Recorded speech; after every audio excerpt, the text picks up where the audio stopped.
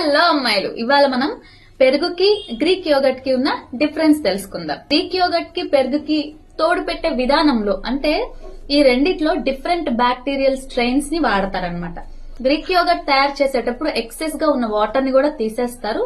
So ఇదేంటంటే creamy texture వచ్చేస్తుంది. మనం ఇంట్లో తోడు పెట్టుకునే పెరుగు ఏంటంటే కొంచెం అలా కదిలించగానే వాటర్ అంతా వచ్చేస్తుంది. పెరుగైనా గ్రీక్ యోగర్ట్ అయినా రెండు కూడా గట్ హెల్త్ కి చాలా మంచిది.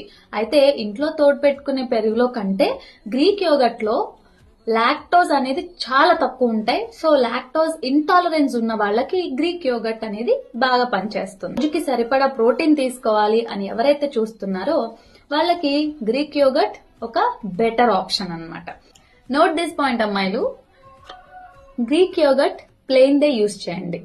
స్ట్రాబెర్రీ ఫ్లేవర్ అని, బ్లూబెర్రీ ఫ్లేవర్స్ అని చాలా వస్తున్నాయి. But don't go for that. ఇంకా మీకు కావాలి అంటే ఫ్రూట్స్ లో కావాలంటే Greek yoghurt, plain Greek yoghurt ని మిక్స్ చేసుకొని తినండి.